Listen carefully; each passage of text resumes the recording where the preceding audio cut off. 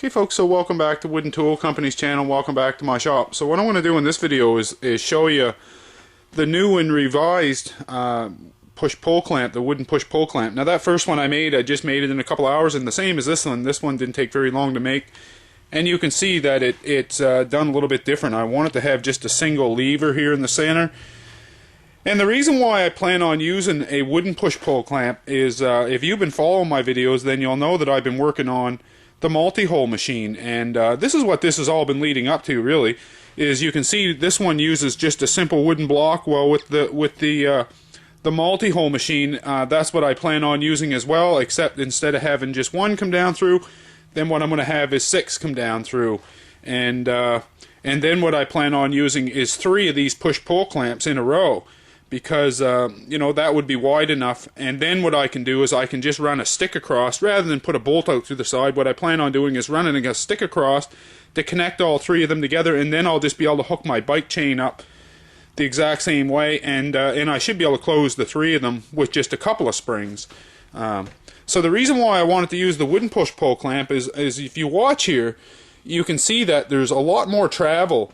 You know, I've got pushing a 1/2 inch travel here, so I'll just stick a piece of material, if I can get one right here close. Yeah. As you can see, there's a lot more travel with this wooden push-pull clamp than there is with the metal one. Now I haven't got this set quite right. You can tell, I know that this is locking super tight, like even though it's just a wooden push-pull clamp, it's locking it super tight. So you can see that the movement here, and all I've got is it uses 3 bolts and just a couple of short pieces of hardwood, and it gives me that travel that I want. Because, you know, if I'm going to try to slide a whole panel in here, then I want to have lots of room here to do that. So now what I'm going to do is I'm going to show you. I've been working on my drills here, and I've got them. The block that I'm going to use, you know, made a little bit more rigid here.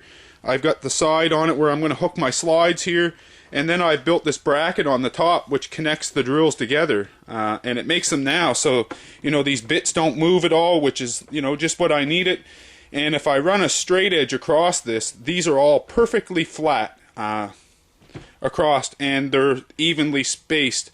If I check between, you know, the bits here, they're all coming out nice and straight, which is a necessity, because if these weren't all perfectly true, then when I run them down through that block, then what would happen if these ones were spread apart, you know, narrower at the front and wider at the back, then what it would do would be to bind. So what I'm going to do now is I'm going to set the camera up on the tripod, and I'm going to get these 6 of these running all at once. I've had them running a few times now, and I think I'm going to be able to run them even off of one circuit here. I didn't know if I was going to be able to or not, but it appears that I'm going to be able to. I'll just have to pull a little bench out here and stick the camera up here on the tripod. And there, you should get a good view of that. So I'm just going to turn, I've got it set up, so all I've got to do is flip a switch right now, and these 6 should start up all at once.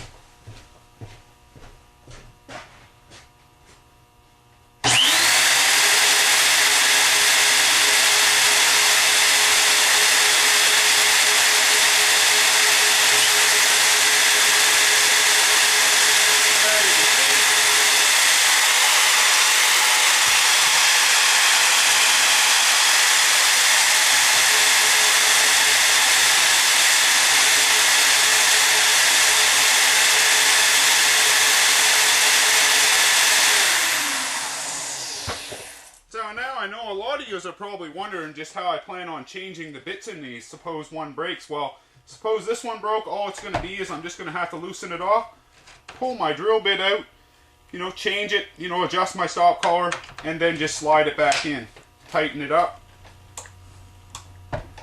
And that's how I'll do my bit changes. You know, so it should be pretty easy. I'll just have to make sure that I can get enough movement here to be able to let this come right up out of it. And you know, I've got 10-inch slides here, 12-inch slides, so I'll make it so it comes up. You know, I'll be able to take out a little stop block, let this come right to the top, you know, take out my drill bit, put in a new one, and then, you know, I should be drilling if I happen to break a bit. So there we go. You want, and I know you guys want to hear that again. I'm going to start it out just one more time.